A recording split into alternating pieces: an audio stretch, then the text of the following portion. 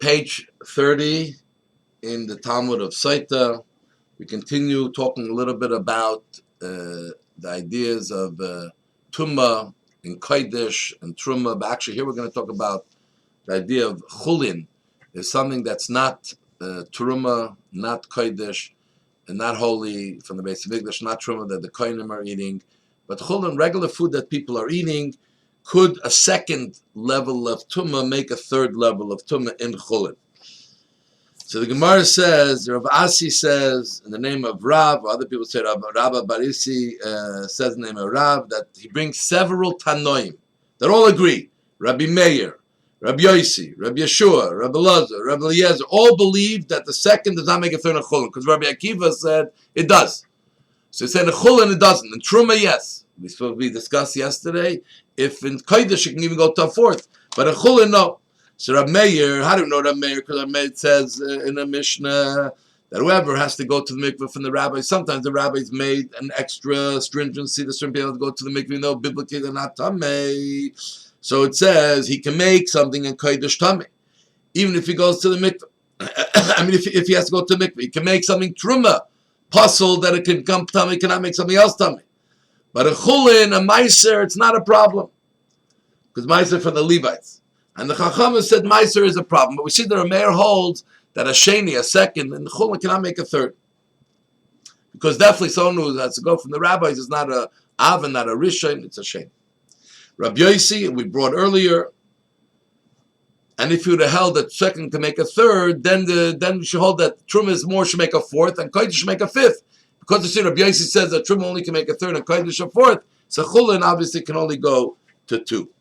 Rabbi Yeshua, because we learned, the Rabbi Eliezer says, whoever eats a food that is a Rishon, you become a Rishon. It's a Sheni, second, a Sheni, a Shlishi, a Shiksha. Rabbi Yeshua says, whoever eats both food that's first or second becomes a second. If he eats a food that's a third, it becomes a second in Kodesh. It means he can make another one, but not a second in Truma, or Chulin that were made with Truma, that were made with the mind to keep it pure for Truma eating. So we see that when it's that only in Truma you cannot make a Truma that's made al Taras HaKodesh. What about Chulin regular that you're not using at all? Chulin, so obviously by Kodesh you can, but by Truma or Chulin that's made in the way of Truma, it cannot either make a third. Rabbi Eliezer, as we learned, Rabbi Eliezer says that they're all the same. The Rishon, the first in Kodesh, in Holy, in Chulin, or in Truma, they can make two Tameh and one Puzzle. So in Kodesh they can make one Puzzle, but two Tameh. In Truma, it makes one Puzzle, one Tameh and one Puzzle. In Chulin makes one puzzle. So a Rishon in Kodesh can go to 4, and Truma till 3, and a Truma clearly only goes to the second. I mean, Chulin only goes to the second. Rabbi Eliezer, like we learned, a very fascinating thing, that let's say you made a dough, because you have to take challah from dough to give it to the kohen. You made a dough and it was made in Tumah. You did even intentionally. So how do you do? You're not allowed to take challah and give it to the kohen if it's tameh. So you make another dough that is tar, and you take a piece from the tar for itself and for the tameh to take challah.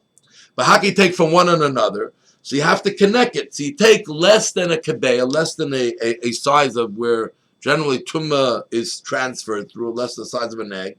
You put it in between, so you attach that piece to the tameh dough, and you attach that piece to the piece of challah that you're taking. And then it's good. The Chacham and the rabbis say, no, you can't do that. So we learned that the rabbi said you can't do it, that you can do it from the Torah for the tummy. So we thought, why do we bring in the whole idea of a kebeya, taking a kebeya? So we thought that both people are talking about the rabbis and the chachamim.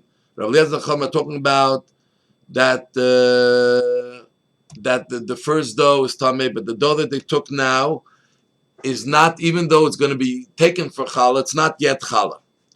So what are they arguing? So the arguing is that the first one is Tameh. It makes the piece next to it Tameh is a second. Could the second make a third Tameh? So the Reb Lezer says no. And the Chachamim say you could make it Tameh. So that's why the third, the piece that they're taking Challah, which is a third, according to Chachamim, can Tameh, Reb Lezer not. So the Gemara brings down Mar, the son of Rav Kana says no. Everyone, even the Chachamim agree, even the rabbis agree that second can make a third in Chulin. But here we're talking about chulin that's made specifically for challah. So chulin that was made for challah, and you had a mind for the challah. So he says it's like challah itself already. Meaning once you pull it off, it's like challah itself. And one says it's not challah until you actually make it challah. Or you can say, but everyone holds that chulin that is made for challah is not like challah. And the second cannot make a third. They all agree. But the question is, in Eretz Yisrael, could you intentionally cause tumah to be applied to something? One says you can't, the Chacham say you can't, or the other says you can. But here we see that second doesn't make a third. Now we learned another thing. On that day, Rabbi Kiva said that they gave to Levium cities, and they gave them 2,000 amos. 1,000 is plain, and next 1,000 is for Tchum Shabbos. And there's someone argues in him and says no, the one is for plain, and one is where they made fields past the first 1,000 amos, so the first 1,000 could be plain, just for them to hang around. So what's the argument? So the argument is Rabbi Kiva holds that tchumim, the idea of a tchum, an area not allowed to walk out, is biblical. And the other one holds it's rabbinical. So therefore the Torah doesn't mention it at all. It's used for something else. The fact that it says 2,000 amos. We learned another thing Rabbi Kiva said on that day. When the Jews came out from the sea, they said Shira. They sang song. How did it happen? So Rabbi Kiva says, like a god lamaksa, like the leader who leads the Hallel. What happens? They answer him a chorus. So Moshe said, Ashir Hashem, they said, we'll sing to Hashem. Moshe said, Kigoigo, they said, Ashir Hashem. Whatever few words he said, they only said one response, Ashir Hashem, I'll sing to Hashem. Rabbi Elazar, son of Yosef, Lili says, like a young kid who's reading the Hallel, a young kid cannot really include and be yotzeh and fulfill the obligation for the other people in the room. They have to say it themselves. An adult can. If they listen, it's like they said it, but not a kid. So how does a young person read the Hallel? So he says, they repeat whatever he says. So Moshe said, Ashir Hashem, said Ashir Hashem. Moshe said, Gigoy, they said Gigoy. Whatever he said, they said. So they said the whole Hallel. Ram Nechemia says, it's like a sefer, a teacher who's Peiris al Shema, who leads the people in Shema. So what happened was, he just begins, but they all say it together. So what's the argument between these three pages? Rabbi Kiva says, when it says lamer, they said these words, lamer means that they repeated, lamer means they repeated the first words of the chorus. Rabbi Yazar, the son of Yosef, says lamer means they repeated those words, that everything that was said was repeated. Aram Nechemia says that they said it all together, so he takes the word Vayoimru, that they all said it, that they read it all together, they all had prophecy, like Moshe. So what does it mean, Lamer Moshe said and they followed? It means that he started the first words, and then the prophecy said in for all of them. Now we learned another thing related to what happened when the Jews crossed the sea. Rabbi Yosef says, when the Jewish people came out from the sea, they wanted to say song. How did they say song?